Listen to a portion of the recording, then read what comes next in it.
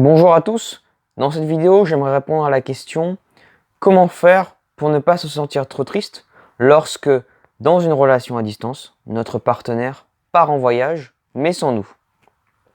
Alors c'est une situation un peu cocasse, mais bon finalement pas tant que ça puisque on se retrouve un peu démuni puisque notre partenaire décide de partir en voyage mais cette fois-ci sans nous et on peut se dire qu'il aurait pu prendre cette opportunité de voyage pour voyager avec nous et on se sent un peu lésé de cette situation, de ce geste de notre partenaire.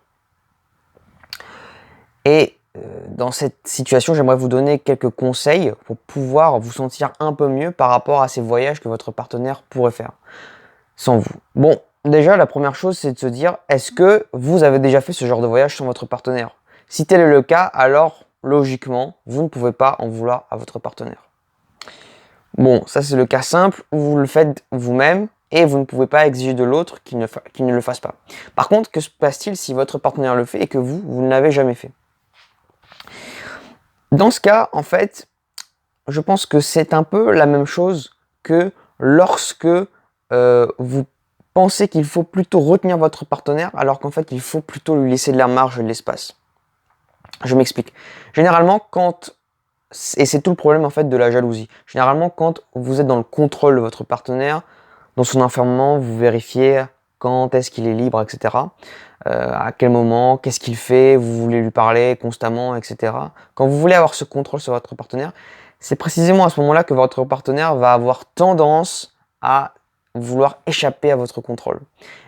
Dès que quelqu'un vous dit il faut absolument faire ça, la première chose que vous avez envie de faire, c'est de ne pas suivre ce qu'il dit.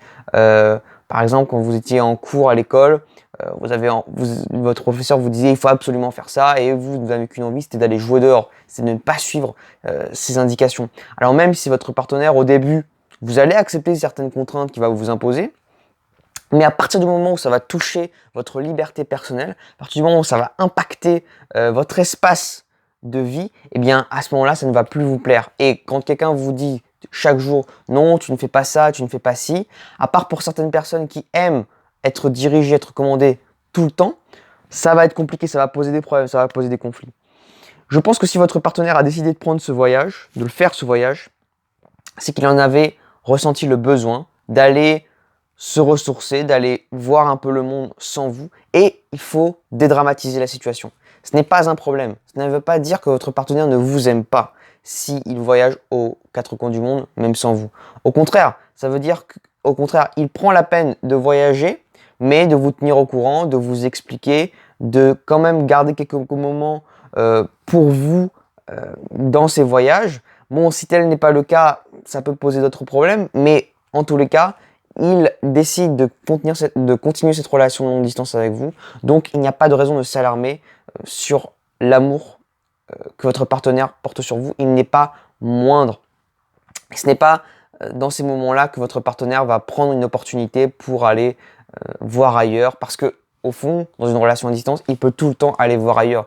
Et le voyage ne va pas lui donner une raison supplémentaire d'aller voir ailleurs. Il peut déjà le faire là où il se trouve d'habitude.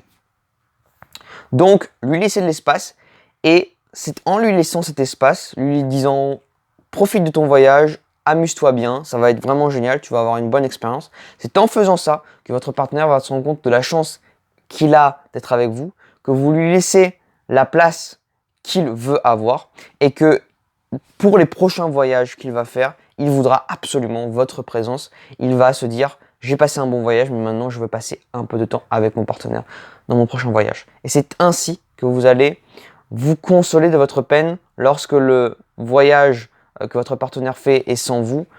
Vous dites-vous que la prochaine fois, ce sera pour un meilleur voyage ensemble. Voilà, j'espère que ces conseils vous auront aidé. Si vous avez d'autres conseils à donner, n'hésitez pas à les écrire dans les commentaires. Je les lis tous. Et je vous dis à très bientôt pour une prochaine vidéo.